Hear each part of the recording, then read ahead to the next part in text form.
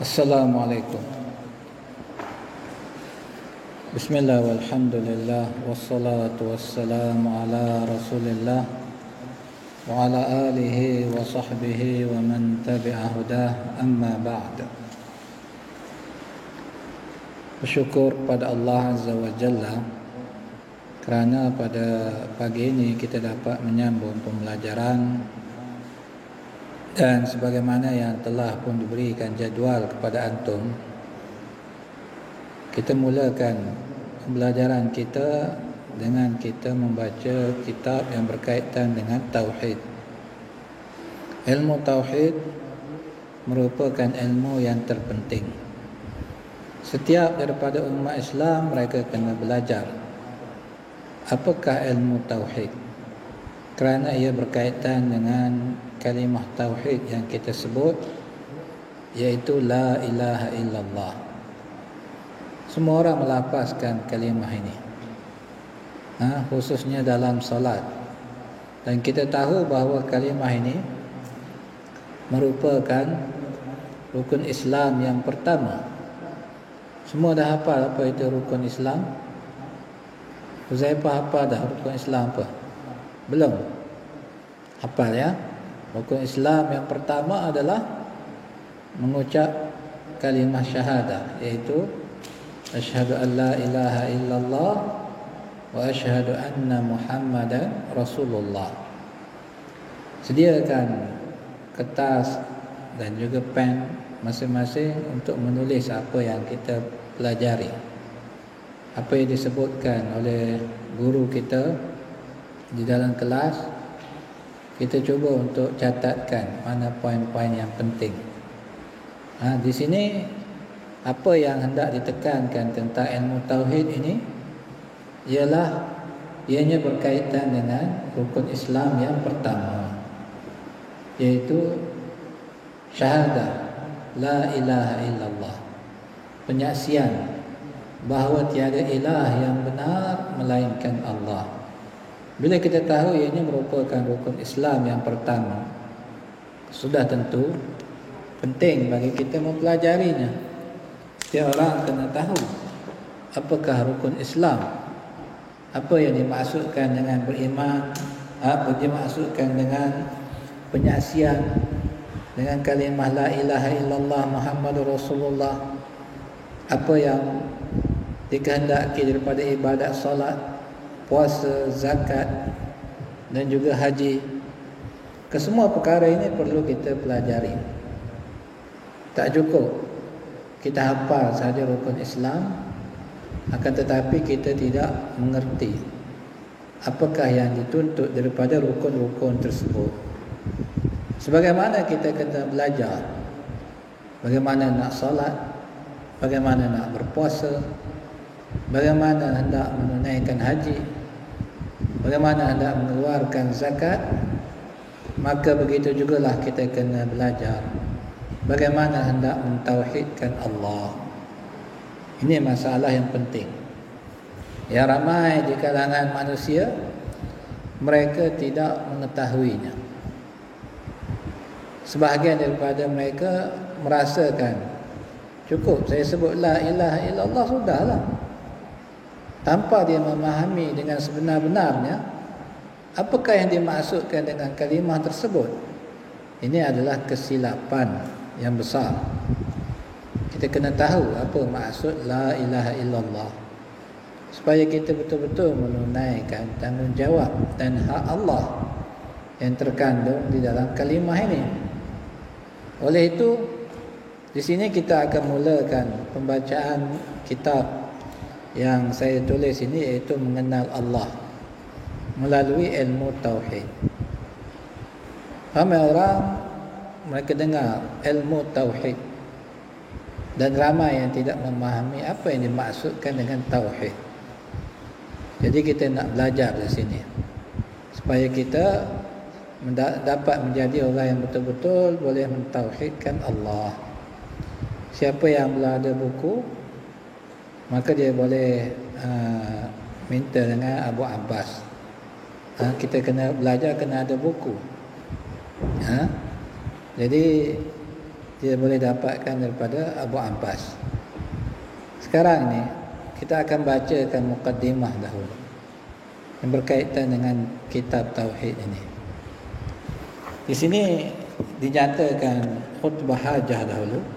Bahagian khutbah hajah itu maka kita tinggalkan, antum boleh baca dan juga terjemahannya sekali. Kata penulis, Bismillahirrahmanirrahim. Innal hamdalillah nahmaduhu wa nasta'inuhu wa nastaghfiruh, sehingga ke akhirnya. Itu dipanggil dengan khutbah hajah. Kita masuk kepada muka surat yang ke-6. Amma ba'du. Sesungguhnya sebesar-besar tuntutan agama adalah mengenal pencipta kita Allah Azza wa Jalla dan menunaikan hak-haknya sebagai pencipta. Bila kita mengakui Allah merupakan pencipta kita, semua mengakui dah, kita tak hidup dengan sendiri, terjadi dengan sendiri. Begitu juga mak ayah kita. Kesemua mereka ini merupakan makhluk ciptaan Allah. Jadi bila kita meyakini bahawa Allah merupakan pencipta kita, mesti kita kena ketahui hak-hak Allah yang sepatutnya kita tunaikan. Hak-hak Allah inilah yang diabaikan oleh ramai manusia. Mereka tak pedulikan hak Allah. Mereka rasa cukup dengan menyebut la ilaha illallah, maka aku jadi seorang Muslim. Tak boleh. Mesti kita faham betul-betul, kerana hak-hak Allah itu terkandung di dalam kalimah ini. Kemudian kata beliau, kata penulis, menjadi kewajipan ke atas umat Islam menunaikan hak tersebut kerana ia berkaitan dengan rukun Islam yang pertama, iaitu kalimah syahadah la ilaha illallah. Jadi hak Allah itu berkaitan dengan kalimah syahadah yang mesti kita ketahui, yang mesti kita pelajari. Di sini bila kita sebut la ilaha illallah, hendaklah kita faham maksudnya. Siapa yang belum faham apa makna la ilaha illallah? Semua faham lah ke dah? Masya Allah. Tak ada yang angkat tangan. Siapa yang tak faham apa makna la ilaha illallah? Angkat tangan. 1, 2. Yang lain? Syahrir, apa makna la ilaha illallah? Tak tahu? Tak tahu, angkatlah tangan. Jadi kita kena apa? Kena ada interaksi, bertindak balas terhadap apa yang diminta oleh guru kita. Kalau guru kita tanya, tahu ataupun tidak, maka kalau tak tahu, kita beritahu kita tak tahu. Jadi sekarang ini kita nak belajar tentang kalimah la ilaha illallah. Apa makna dia? Bu Saleh faham tak? Alhamdulillah. Baik. Kata dia, sayugia dia ingatkan bahawa Allah Azza wa Jalla mencipta kita untuk melaksanakan satu tanggungjawab yang murni, iaitu beribadat kepadanya. Firman Allah, wa ma khalaqtul jinna wal insa illa liya'budun. Kita sebagai manusia, kita kena tahu apa matlamat kita hidup di atas muka bumi ini. Bila tahu matlamat, ini yang akan memudahkan untuk kita menjadi orang yang taat dan patuh kepada perintah Allah. Bila tak tahu matlamat hidup, maka ini yang menjadikan manusia mudah menyimpang daripada agama Allah. Apa matlamat kita hidup di atas muka bumi ini? Nak cari kekayaan, mengejar keseronokan, nak makan sedap, punyai kereta yang hebat, Tidur di dalam rumah yang mewah. Adakah itu matlamat kita hidup atas muka bumi ini? Tidak. Kita hidup di atas muka bumi ini untuk melaksanakan satu matlamat yang murni, yang agung, iaitu untuk beribadat kepada Allah. Seperti yang Allah nyatakan di dalam ayat ini, wa ma khalaqtul jinna wal insa illa liya'budun.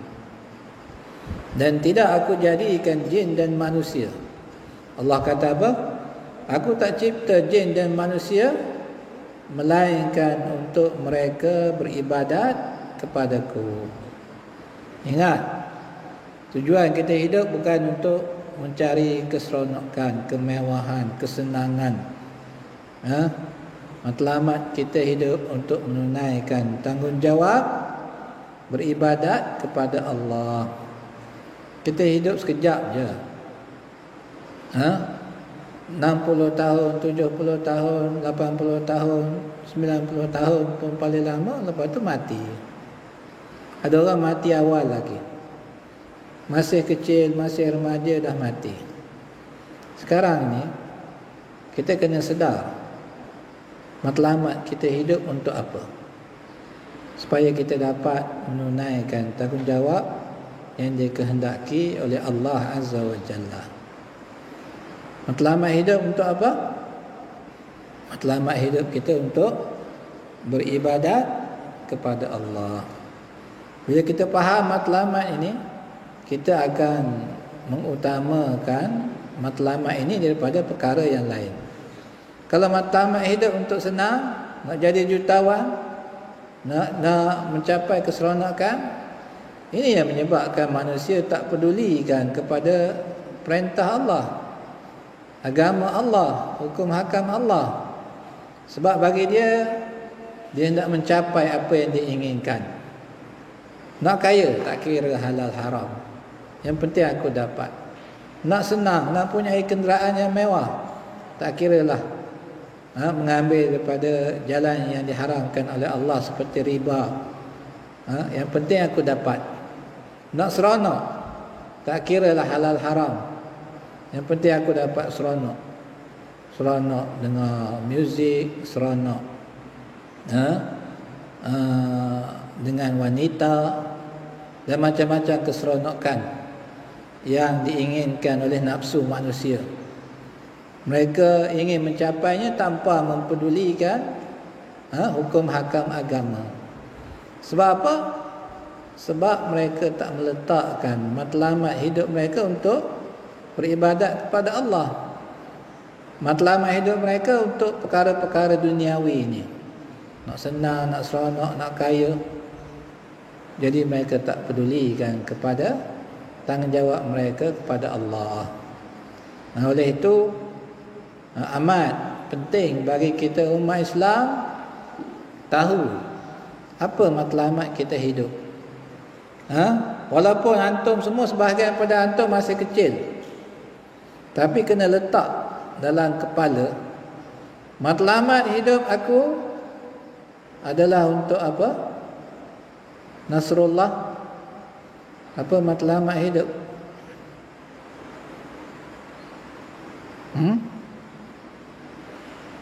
Apa matlamat kita hidup?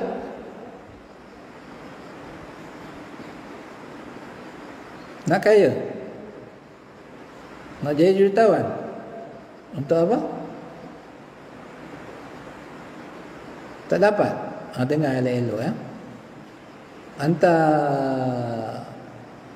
apa nama, lupa lah. Apa nama? Hantar Haziq. Apa matlamat hidup?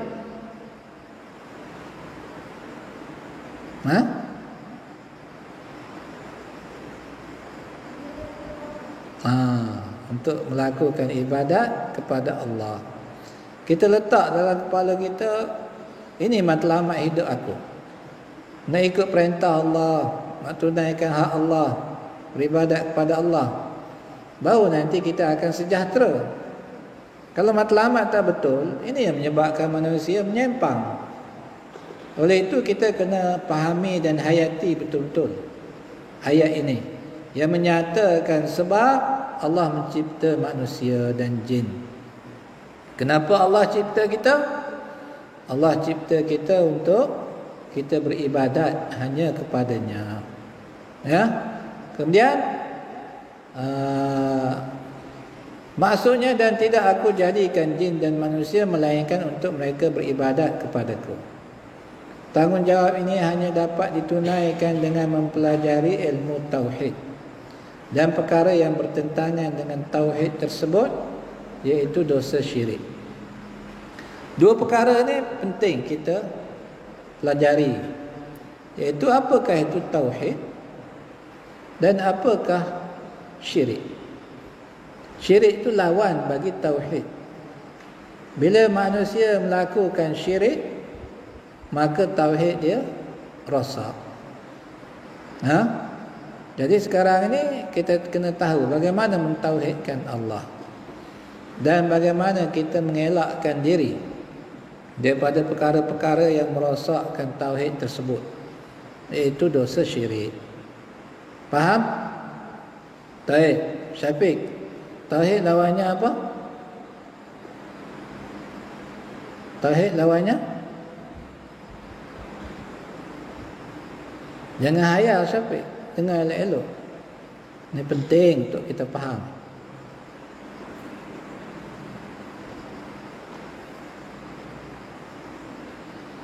Abu Abdillah Thani. Tauhid lawannya? Syirik. Jadi kedua-dua perkara ni kita kena belajar apa benda dosa syirik. Syirik itu apa? Supaya kita selamat daripada melakukan perkara yang bertentangan dengan tauhid. Jadi ini pentingnya kita mengetahui perkara-perkara yang seperti ini.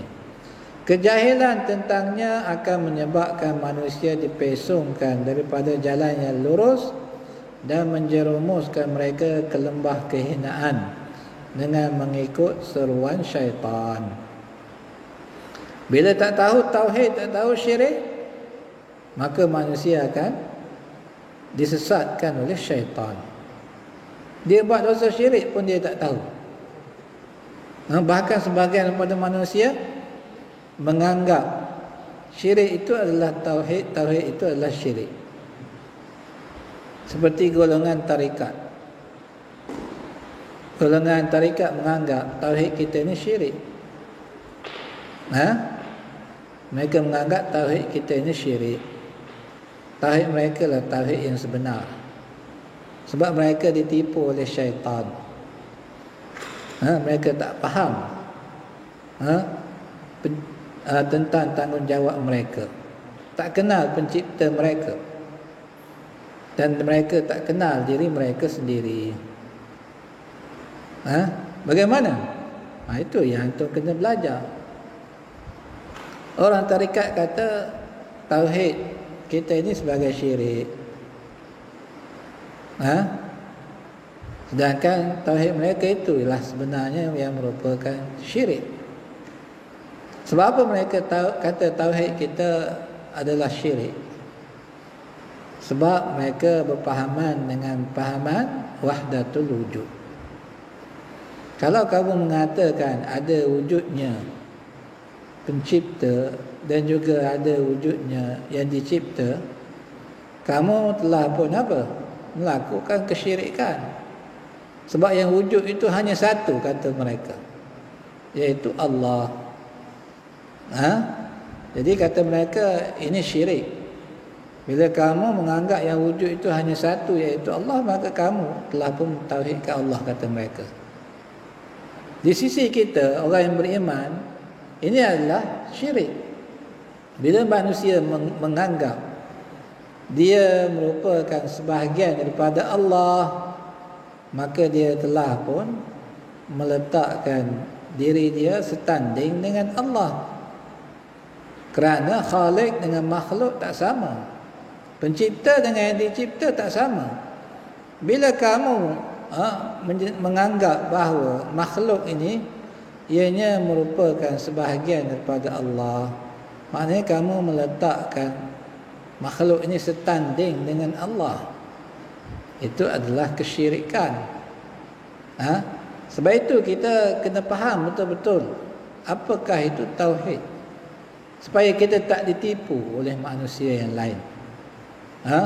Orang tarikat menganggap inilah tauhid yang sebenar. Kamilah orang yang mentauhidkan Allah. Kamilah berada di atas kebenaran. Sedangkan mereka telah pun kufur. Mereka telah pun kufur kepada Allah dengan i'tikad yang seperti ini. Boleh faham? Kalau tak faham, dengar elok, insya-Allah lama-lama lagi, lama-lama kita akan faham. Ya. Oleh itu saya meminta kepada antum semua beri perhatian betul-betul tentang ilmu tauhid ini. Nak selamat, nak berjaya, kita kena faham betul-betul. Kalau tidak, kita akan dipesongkan oleh syaitan.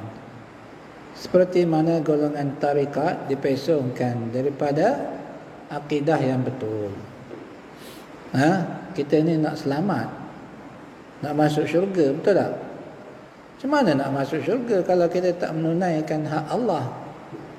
Kita tak tunaikan tanggungjawab mentauhidkan Allah, beribadat hanya kepada Allah.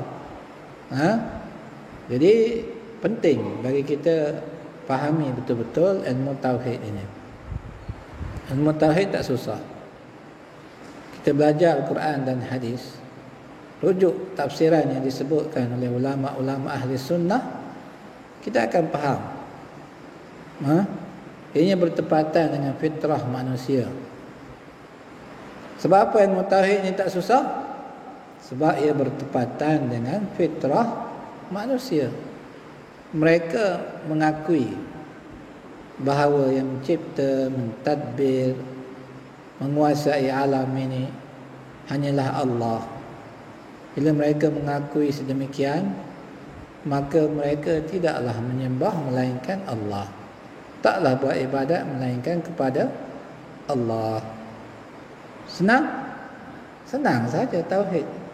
Itulah la ilaha illallah. Tak perlu kita pening-pening susah-susah nak faham, ataupun kita terima apa yang diperkatakan oleh sebahagian manusia bahawa ilmu tauhid ini adalah susah, kata mereka. Payah nak faham tauhid ni. Saya dah mengaji bertahun-tahun, pening. Tak tahu apa yang dimaksudkan dengan ilmu tauhid. Bila dengar si fulan ni belajar, boleh mengajar ilmu tauhid, kata mereka, ini memang hebat betul ni. Memang seorang yang berilmu dengan ilmu yang tinggi kerana boleh mengajar tauhid. Sebab apa? Sebab mereka menganggap ilmu tauhid itu payah. Tak betul. Ilmu tauhid mudah dipahami. Ianya merupakan tanggungjawab yang perlu ditunaikan oleh semua manusia. Tak kira hantar kerja sapu sampah pun, ataupun kerja cuci longkang pun, kamu kena mentauhidkan Allah. Kamu kena mentauhidkan Allah. Habis aku tak belajar pun tinggi-tinggi, tak masuk pun fakulti usuluddin. Macam mana aku nak faham tauhid? Tak payah masuk fakulti usuluddin. Ilmu tauhid ni mudah untuk dipahami. Bila kamu belajar daripada guru yang betul, maka kamu akan dapat memahami ilmu tauhid ini. Jadi sekarang ini penting bagi kita umat Islam mempelajari ilmu ini dengan cara yang betul.